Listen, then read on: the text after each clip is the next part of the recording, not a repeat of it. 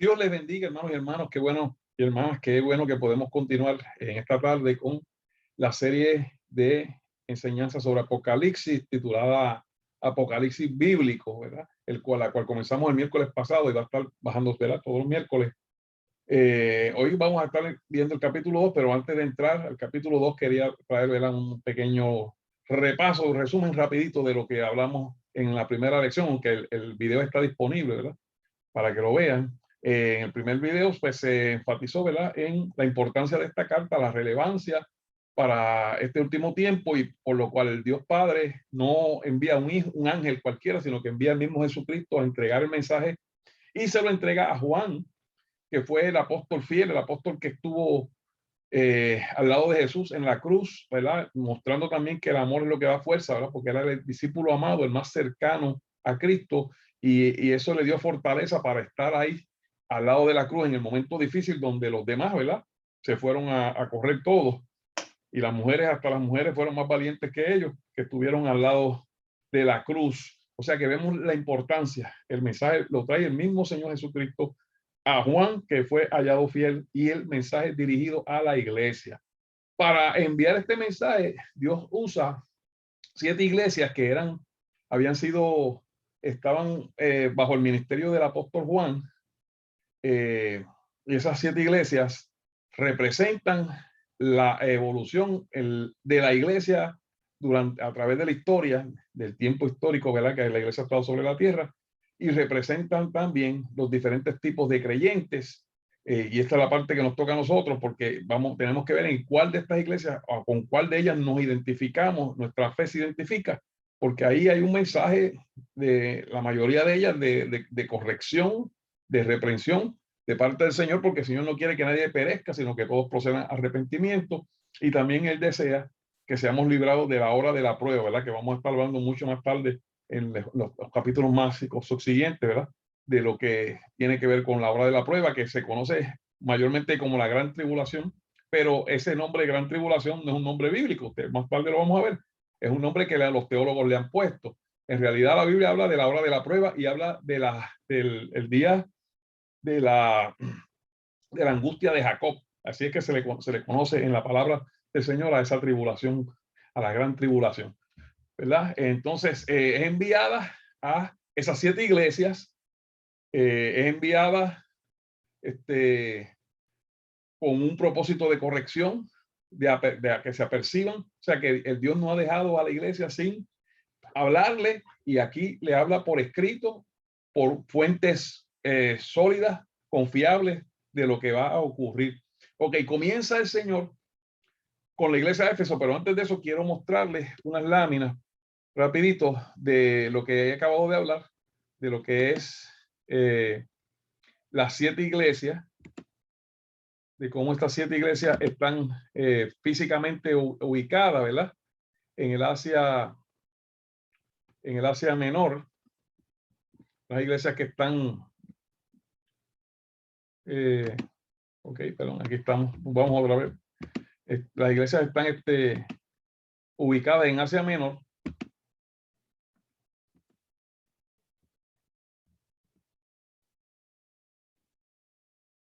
Y las pueden ver aquí. Están las iglesias en el orden, voy a señalarlas en el orden que se menciona en el Apocalipsis. Se comienza con la iglesia de Éfeso, después va a la iglesia Esmirna, después la iglesia Pérgamo, después la iglesia Tiatira, Sardis, Filadelfia y la Odisea. Y fíjense que hay una ruta a través de ella hasta llegar desde la primera, que es Éfeso, hasta la última, que es la Odisea. Aquí está ubicada la isla de Patmos, que aquí es que estaba exiliado o preso el apóstol Juan, cuando escribe, el Señor le da esta revelación y escribe estas cartas, ¿verdad? Entonces, además, lo que le estoy hablando de la historia de la iglesia, lo voy a enseñar después, más tarde vuelvo a enseñar otra vez, pero quiero también mostrarles lo que son las 7 iglesias históricamente, cómo se cumplió, ¿verdad?, porque esto es algo que se cumplió, es algo que se cumplió, esta profecía de las 7 iglesias, donde la primera iglesia, que Éfeso, es la iglesia de la era apostólica, Y esta iglesia existió desde el año 33 al 64 después de Cristo. Después continúa con la iglesia Esmirna, que es el periodo de persecución, y esto se cumplió desde el 64 al 313 después de Cristo. Estas iglesias todavía eran la iglesia primitiva, ¿verdad? Se consideraba como la iglesia primitiva. Hasta entonces, cuando lleguemos a la iglesia Pérgamo, ¿verdad? Pérgamo, que es del 313 al 606 después de Cristo, aquí es que se comienza con la religión. Aquí es que se constituye la iglesia católica y el papado comienza por aquí, pero esto lo vamos a hablar más tarde, ¿verdad? Estoy viendo ahora a rasgos generales, cosa de que usted pueda ir asociando esto con lo que vamos a ir hablando.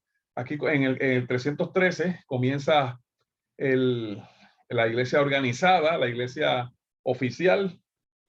Después viene la iglesia Tiatira, que también es una continuación de la iglesia oficial, pero en este periodo del 606 al 1520 es donde esta iglesia comete los actos más terribles, ¿verdad? Donde hay una persecución grande contra los que no creen igual que ellos, donde los papas, comienza la corrupción grande con los papas, se ven cosas bien feas, ¿verdad? En la iglesia en este periodo, pero sigue siendo la misma iglesia que comenzó en el 313, lo único que en este periodo 606 al 1520 se agudiza. Le llaman, ellos mismos lo reconocen como la época de oscura de la iglesia, porque aquí fue que ocurrieron muchas cosas bien terribles, como la Inquisición y otras cosas bien terribles, ¿verdad? Después viene la iglesia Sardis, que representa la reforma protestante de 1520 al 1750. Ahí comienza con Martín Lutero y otros más que vamos a mencionar más tarde, donde se separan de la iglesia católica cuando encuentran, ¿verdad? Comienzan a denunciar los abusos y las falsas enseñanzas y cosas antibíblicas, ¿verdad? Entonces la reforma pretende volver a la Biblia y da un buen inicio, ¿verdad? A lo que es la restauración de la fe. Después, en el 1750, comienzan los movimientos misioneros y los movimientos evangelísticos hasta el 1900, donde entonces el periodo de la iglesia de los últimos tiempos, la iglesia de la Odisea, la iglesia moderna, la iglesia que está hoy en día predominando, la iglesia que lamentablemente es la iglesia apóstata. ¿Ok? Vamos entonces ahora a comenzar con lo que nos toca hoy, que es el capítulo 2, donde vamos a comenzar con la carta a la iglesia de Éfeso. Dice así la carta en el capítulo 2 de Apocalipsis, verso 1. Escribe al ángel de la iglesia en Éfeso, el que tiene las 7 estrellas en su diestra, el que anda en medio de los 7 candeleros de oro, dice esto, o sea, el que controla a los mensajeros y el que está en la iglesia, dice esto: yo conozco tus obras y tu arduo trabajo y paciencia, y que no puedes soportar a los malos, y has probado a los que se dicen ser apóstoles y no lo son, y los has hallado mentirosos, y has sufrido y has tenido paciencia y has trabajado arduamente por amor de mi nombre y no has desmayado. Pero tengo contra ti que has dejado tu primer amor. Recuerda, por tanto, de dónde has caído y arrepiéntete y haz las primeras obras. Pues si no, vendré pronto a ti y quitaré tu candelero de su lugar, si no te hubieras arrepentido. Pero tienes esto, que aborreces las obras de los nicolaitas, las cuales yo también aborrezco. El que tiene oído, oiga lo que el Espíritu dice a las iglesias. Al que venciere le daré a comer del árbol de la vida, el cual está en medio del paraíso de Dios. Ok, vamos a primero a discutir la iglesia de Éfeso, porque de aquí en adelante, el verso 8 en adelante, tiene que ver con la iglesia Esmirna, y vamos a ir por partes. O sea, entonces aquí se le está hablando a la iglesia de Éfeso, que es la iglesia primitiva, la iglesia que comenzó en Jerusalén el día de Pentecostés. Ahí, en ese día, el día de Pentecostés, es el día que comienza la iglesia. En Jerusalén, no fue en Roma. Es ahí donde comienza la iglesia, y Pentecostés era una fiesta tradicional de los judíos, una fiesta profética, una fiesta que representaba Dios habitando con el hombre. Representaba ese día de Pentecostés, era una fiesta bien sagrada, ¿verdad? Como lo es la Pascua, son 7 fiestas, que otro día vamos a hablar de eso, de las fiestas proféticas israelitas, que tienen que ver mucho también con esto, nos señalan los tiempos finales. Pentecostés es una de las fiestas que ya se cumplió, las primeras 3 fiestas se cumplieron, y Pentecostés se cumplió ese día, el mismo día que se celebraba esa profecía. Ese mismo día descendió el Espíritu Santo y es lo que la profecía decía, que Dios venía a habitar, ¿verdad?, dentro de los suyos, de su pueblo. Ya Dios no iba a estar por encima, sino que iba a estar dentro de nuestros corazones, ¿verdad? Por la gracia de Cristo, que compró ese privilegio para nosotros, el acceso a que Dios pudiera morar dentro de nosotros, en nuestro corazón. Él desarrolló ese trono, ese templo que es nuestro corazón. Gloria a Dios. Entonces, ese día que se celebraba ocurrió y comenzó ahí la iglesia. Y entonces esta iglesia de Éfeso representa ese periodo que comienza con el inicio de la iglesia, con los apóstoles, y sigue extendiéndose hasta el año 64, ¿verdad? Donde ya comienza, todavía sigue la iglesia primitiva, pero entonces comienza a ser perseguida poco a poco, hasta que en el año 100 es que la persecución aumenta a niveles bien elevados, ¿verdad? Con una serie de 10 emperadores, que más tarde vamos a hablar de eso, que fueron los que persiguieron a la iglesia de una forma bien cruel. Gloria al Señor. La iglesia de Éfeso era una iglesia que tenía todo, una iglesia que, pues, imagínate, estaba fundada por aquellos que anduvieron con Jesús por más de 3 años, por 3 años y pico, y aprendieron directamente del maestro, y por los discípulos de ellos, ¿verdad? Dice el Señor en el verso 2: yo conozco tus obras y tu arduo trabajo y paciencia, y que no puedes soportar a los malos, y que no puedes, y has probado a los que se dicen ser apóstoles y no lo son, y los has hallado mentirosos. Fíjense que la iglesia tenía discernimiento, que la iglesia tenía obras. Yo conozco tus obras, y era una iglesia que trabajaba, que tenía fruto, porque tenía paciencia, fruto del Espíritu. Una iglesia que rechazaba lo malo, como hoy en día lamentablemente a lo malo le dicen bueno y a lo bueno le dicen malo. Y tenía un discernimiento espiritual donde sabía señalar quiénes eran los falsos apóstoles. Y dice el verso 3: y has sufrido y has tenido paciencia y has trabajado arduamente por amor a mi nombre y no has desmayado. Fíjense que tenían amor al nombre del Señor. Fíjense que tenían paciencia, amor y perseverancia. O sea, que tenían dones del Espíritu. Pero tengo contra ti, el Señor le encontró una falla. Una iglesia que parecía tremenda, una iglesia que tenía todos los talentos, pero sin embargo el Señor le encontró una falla. Y en el verso 4 dice: pero tengo contra ti que has dejado tu primer amor. Pero tengo contra ti que has dejado tu primer amor. Y le dice: recuerda por tanto de dónde has caído y arrepiéntete y haz las primeras obras, pues si no, vendré pronto a ti y quitaré tu candelero de su lugar si no te hubieras arrepentido. Fíjense, le dice el Señor entonces que la iglesia ha dejado el primer amor. ¿Qué significa que ha dejado el primer amor? Porque acabamos de leer anteriormente en el verso 3 que por amor al nombre del Señor trabajaban, o sea, que amaban al Señor. Entonces el primer amor no es el amor al Señor, el primer amor es dar el amor del Señor. El primer amor es el amor de Cristo. Él nos amó primero. Y cuando nosotros dejamos de dar ese amor, entonces estamos dejando el primer amor, aunque sigamos amándolo a Él, pero si no damos el amor que Él expone en nosotros, que Él deposita a otras personas, entonces estamos dejando el primer amor. Entonces estamos trabajando simplemente de una forma egoísta, de una forma trancada, y estamos mirando solo nuestra relación con Dios y no lo que Dios quiere hacer a través de nosotros, que es tocar otras vidas. O sea que el primer amor es yo dar el primer amor, el amor de Cristo a otros.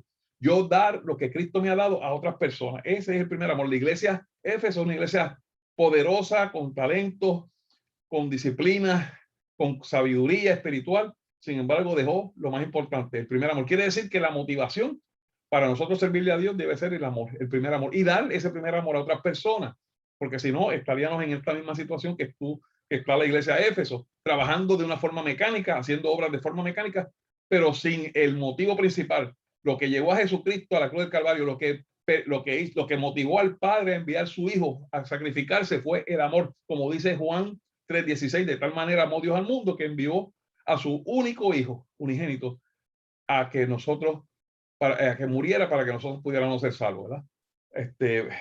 O sea que el amor es darnos y comunicar ese amor. El amor debe ser la motivación. Y entonces en Éfeso, el amor dejó de ser la motivación, el transmitir el amor de Cristo dejó de ser lo principal y entonces se convirtió en otra cosa y ya se cuenta como un pecado, ¿verdad? Porque aquí el Señor los está reprendiendo para que se arrepientan de este pecado. Lo correcto.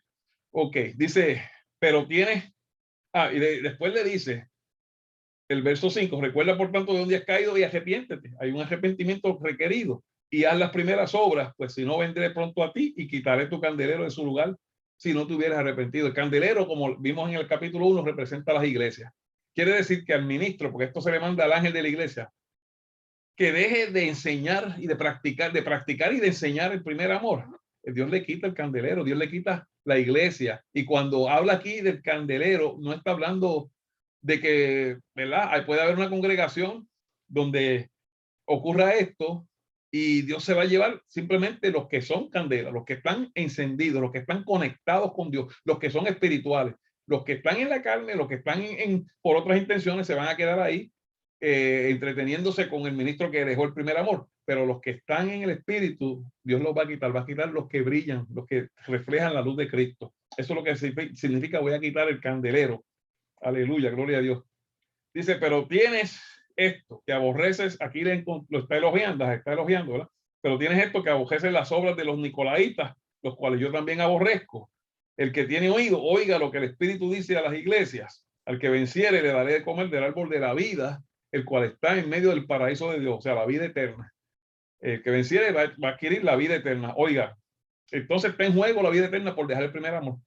Porque está diciendo aquí que el que venciere, oye, tendrá oportunidad del árbol de la vida eterna. Quiere decir que yo siendo un religioso, si he dejado el primer amor atrás, estoy en peligro. Yo siendo un religioso que vivo amargado, que me paso criticando a los demás, que vivo de esa forma tan juzgando, estoy en peligro, porque el primer amor, Cristo amó hasta el fin, y nosotros estamos llamados a amar hasta el fin. Gloria al Señor. Dice que tiene una cualidad de que aborrece las obras de los nicolaitas, los cuales también yo aborrezco. Los nicolaitas fueron gente que empezaron bien en la iglesia, se apartaron, y ahí salen los gnósticos, con unas creencias falsas, unas creencias que toleran el pecado, donde ellos afirman que el pecado está netamente solo en la carne y que el espíritu no puede pecar ni el alma, por lo tanto puedes hacer todo lo que quieras y no pasa nada. Pues esto es los nicolaitas y entonces el Señor dice que los aborrece porque están enseñando una enseñanza que lleva a las personas a la perdición. O sea que vemos entonces que la iglesia de Éfeso es una iglesia poderosa, una iglesia que representa a la iglesia del principio. Hoy en día representa a aquellos que tienen mucho entusiasmo por predicar, por llevar la palabra, por servirle al Señor, pero también que se le olvidó la motivación principal, como empezaron. Se le olvidó que todo tiene que ser hecho con amor y por amor, que la motivación, la gasolina, lo que movió a Cristo fue el amor y es lo que debe movernos, que tenemos que seguir dando ese primer amor a las personas. Vamos entonces a ver ahora lo que dice de la iglesia de Esmirna. Y escribe al ángel de la iglesia en Esmirna, el primero y el postrero, el que estuvo muerto y vivió, dice esto: yo conozco tus obras y tu tribulación y tu pobreza, pero tú eres rico, y la blasfemia de los que se dicen ser judíos y no lo son, sino sinagoga de Satanás. No temas en nada lo que vas a padecer. He aquí, el diablo echará a algunos de vosotros en la cárcel para que seáis probados y tendréis tribulación por 10 días. Sé fiel hasta la muerte y yo te daré la corona de la vida. Al que tiene oído, oiga lo que el Espíritu dice a las iglesias. El que venciere no sufrirá daño en la segunda muerte. La iglesia Esmirna es la iglesia que representa el martirio, la iglesia de los mártires, la iglesia que representa a aquellos que van a seguir bien de cerca las pisadas de Jesús, que van a ser martirizados como fue nuestro Señor, como lo fue Esteban, ¿verdad? Uno de los diáconos y predicadores de la iglesia primitiva, que fue el primer mártir, ¿verdad? Después del Señor, pero que no fuese, ¿verdad? Cristo, pues ese fue el primero que fue martirizado por causa de la palabra. Pues Esmirna es un periodo donde la iglesia primitiva es perseguida y decimos que comienza, algunos dicen que comenzó en el 64, otros dicen que comenzó en el 100 después de Cristo, pero ciertamente ya en el 64 comienza con la muerte de Esteban y va aumentando gradualmente hasta el año 100, donde es que explota la persecución grande, ¿verdad? Dice, esta es la iglesia que sufre persecución romana. Los romanos son los que están persiguiendo la iglesia con toda su fuerza en ese tiempo. Antes de esto, los romanos perseguían a los judíos. Pero entonces cuando comienza el movimiento cristiano, los judíos comienzan a echarle las culpas a los cristianos y como que entonces el foco de la persecución se mueve hacia los cristianos.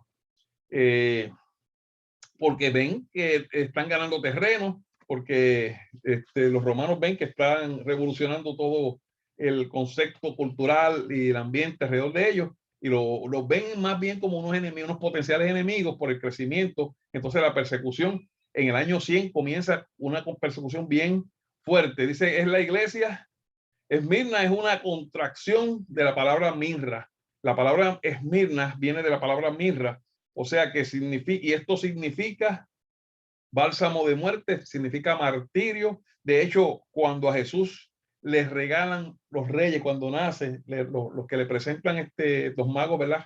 Le presentan los regalos. Uno de los regalos era mirra, simbolizando la forma y la muerte que él iba a sufrir al final. Esa era parte del simbolismo de esos regalos que le dan al Señor, que uno es oro, incienso y mirra. El oro representa que él va a ser rey de reyes, señores, señores. El incienso, que es sumo sacerdote según el orden de Melquisedec por siempre, y el mirra, que iba a morir, a padecer martirio por nuestra salvación. Eso en el capítulo 2, verso 11 de Lucas aparece, ¿verdad? Ese regalo que se le da al Señor de mirra cuando era un bebé, representando y señalando, ¿verdad?, la forma en la cual iba a morir por nosotros. Las pruebas, padecimientos, pruebas, tribulación y muerte están asociados en esta carta. Se está hablando de una persecución, se está hablando de una guerra terrible del Imperio Romano contra los cristianos. Ahí en una parte se menciona, ¿verdad? En el verso 10, que dice, aquí el diablo echará a algunos de vosotros a la cárcel para que seáis probados y tendréis tribulación por 10 días. Representa, se dice, alguna de las interpretaciones, que esos fueron estos 10 días representan a los 10 emperadores romanos que persiguieron a la iglesia durante esa época, que comienza con Domiciano, que fue el que comenzó esa persecución bien cruel y violenta, aunque ya había persecución, pero aquí es que se acentúa, se pone de una forma grande. Empieza con Flavio Domiciano y continúa con Marcos Trajano y sigue por ahí hasta llegar a el último, que fue Diocleciano, el último emperador de esta persecución.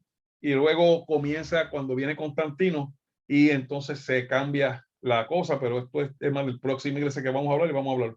O sea que estos 10 emperadores representan esos 10 años de esos 10 días de persecución.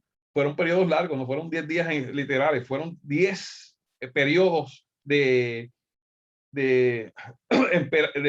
emperadores que duraron casi 300 años, durante los cuales los cristianos fueron masacrados, martirizados y muertos de una forma bien cruel. O sea que nosotros pues tenemos que darle gloria a Dios porque nos ha tocado algo difícil, pero no se compara con lo que ellos pasaron. En ese tiempo los cristianos se le echaban a los leones y era un espectáculo donde la gente se reía, la gente que tenían que estar endemoniados cuando esos leones se comían a los niños, a las mujeres, a los hombres. Y lo interesante es que Dios usaba un poder tan grande sobre ellos que dicen los relatos, ¿verdad? No está en la Biblia, pero los relatos dicen que ellos comenzaban a cantar himnos mientras los leones se los comían.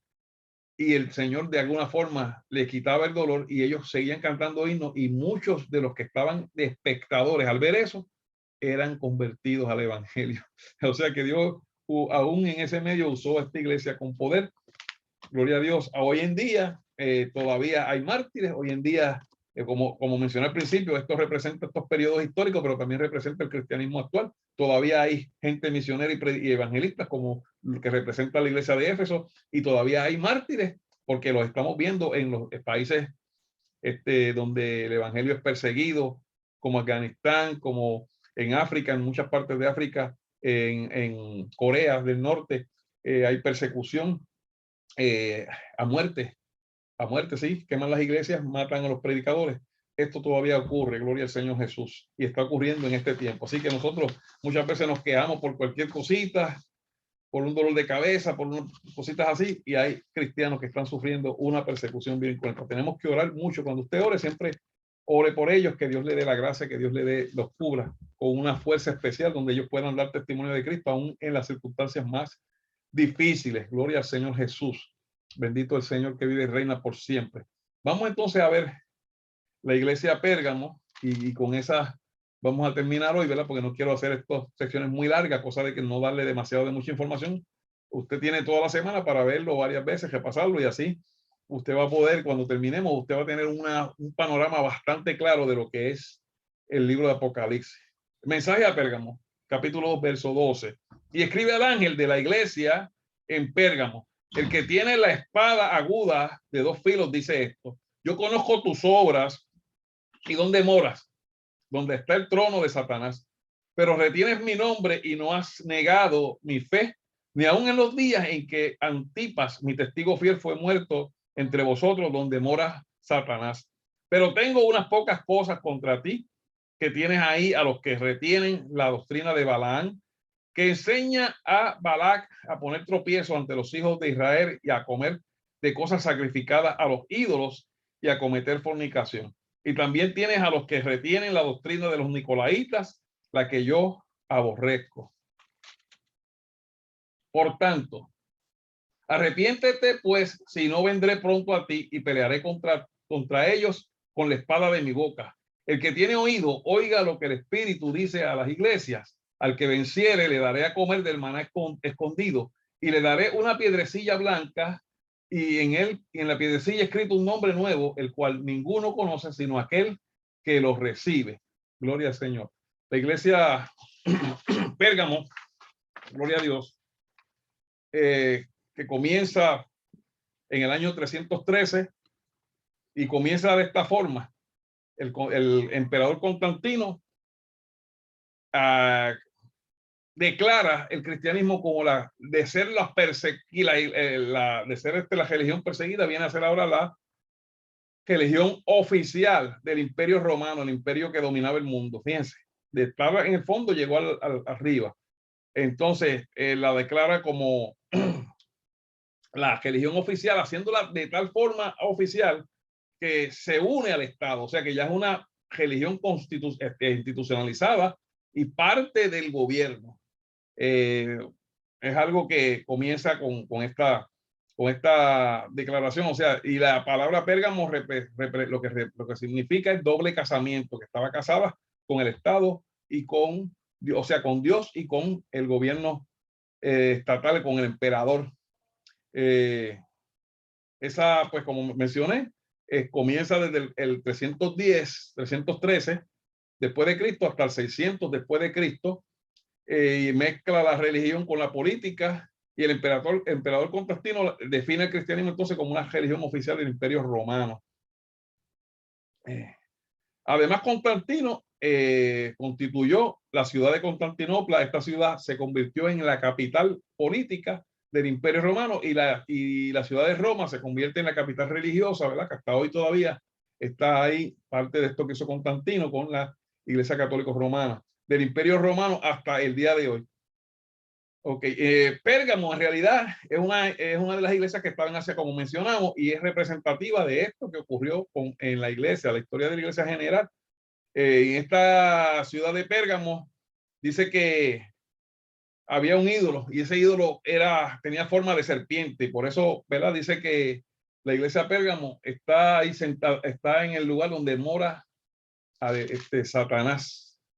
Lo dice, donde reina Satanás, dice donde está el trono de Satanás, el capítulo 2, verso 13, dice: yo conozco tus obras y donde mora, donde está el trono de Satanás, ¿verdad?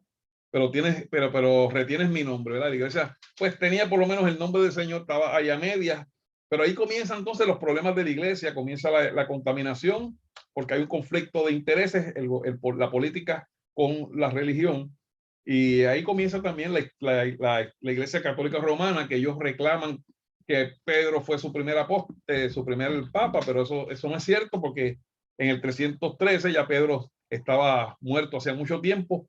Pedro sí estuvo en Roma, pero digo, según la tradición, Pedro estuvo en Roma, pero de que haya sido papa en Roma, no sé, no hay evidencia, no hay evidencia de que haya sido papa en Roma. Gloria al Señor Jesús.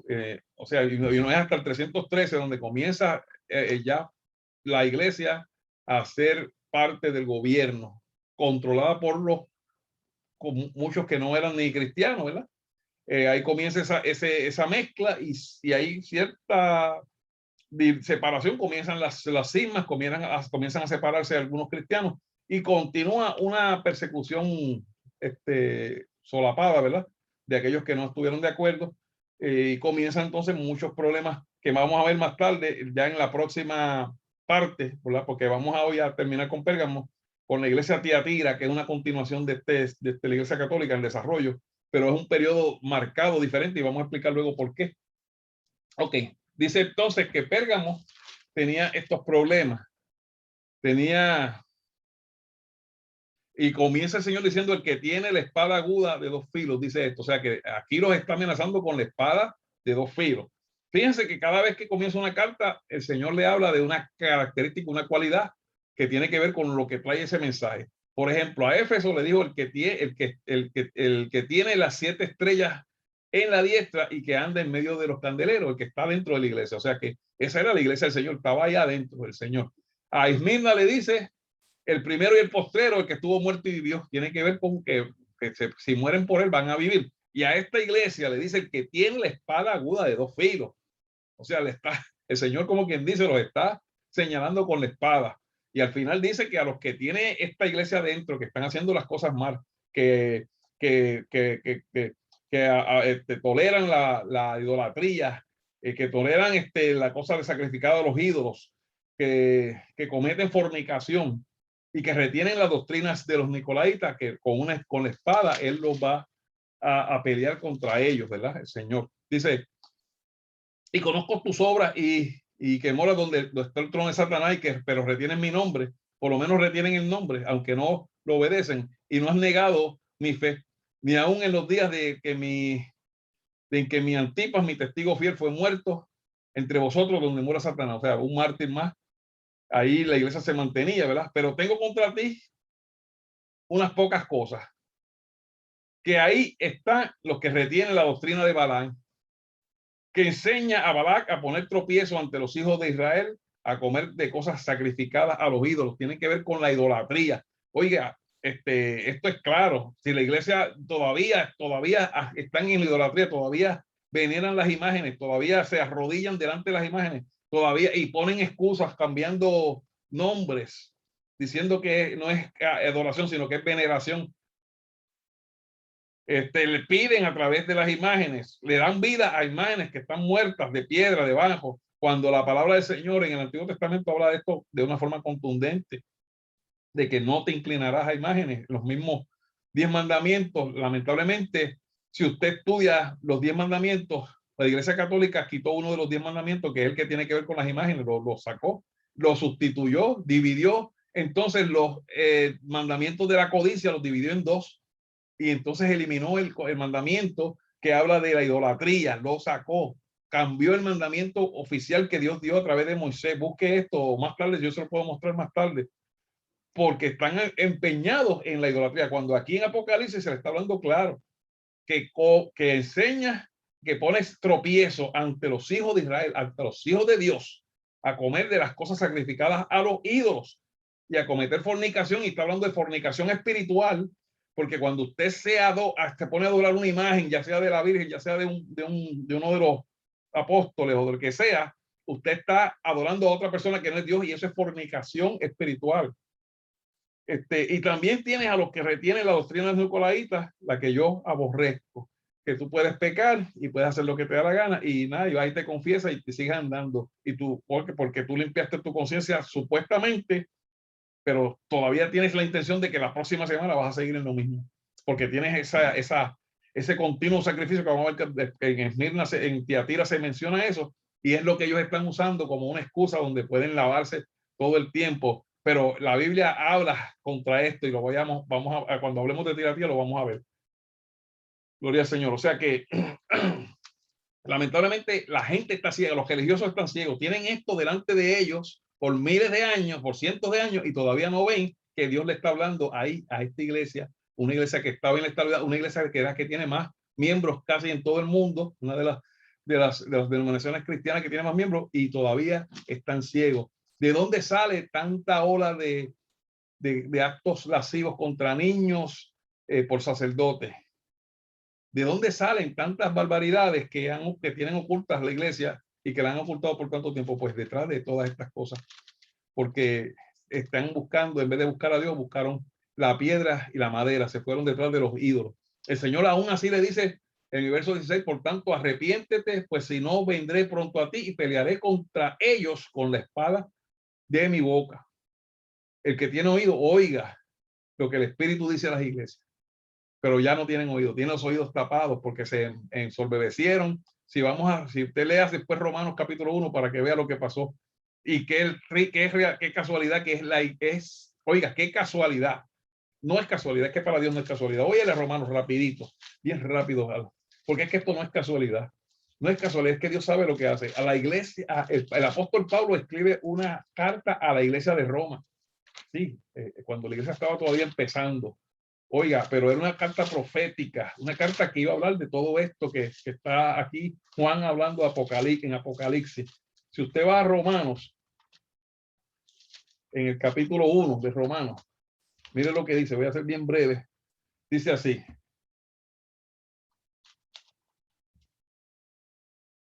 Mire lo que dice aquí en Romanos. El verso 18 del capítulo 1. Porque la ira de Dios se revela desde el cielo contra toda impiedad e injusticia de los hombres que detienen con injusticia la verdad. Porque lo que es de Dios se conoce, se les manifestó, pues Dios se lo manifestó.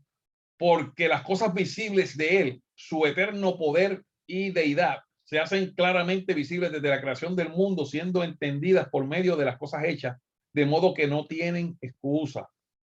Pues habiendo conocido a Dios, no le glorificaron. Oiga, ponga atención, pues habiendo conocido a Dios, no le glorificaron. Está hablándole a la iglesia de Romanos, de Roma, la misma iglesia que representa a la iglesia Pérgamo en Apocalipsis.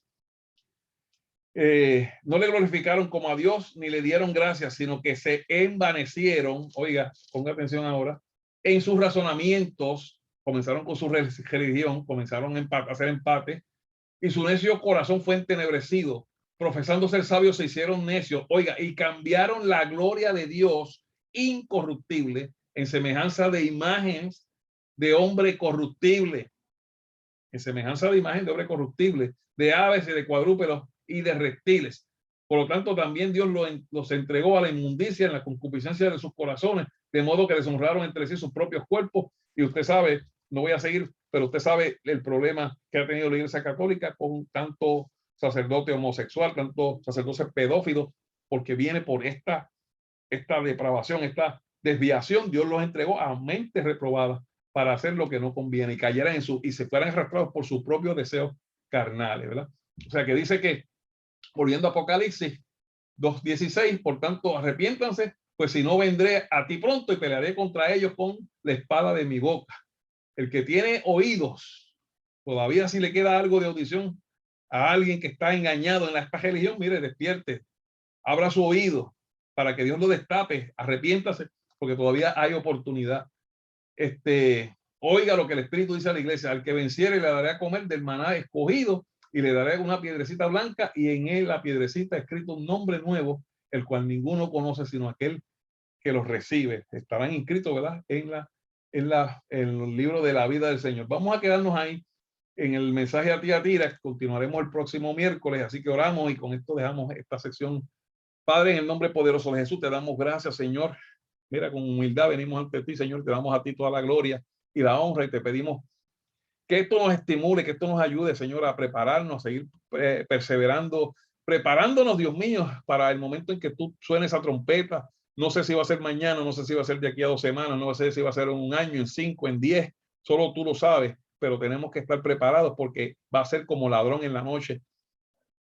Por eso ayúdanos a estar firmes, preparados y que estemos confiados en ti, sabiendo que tú eres fiel y que tú eres verdadero. Bendice a cada persona que vea este video con toda bendición. En el nombre poderoso de Jesús, abre los oídos de aquellos que tal vez todavía están equivocados y que puedan escuchar tu voz y darte a ti la gloria. Amén y amén. Dios me los bendiga. Hasta la próxima parte de esta serie.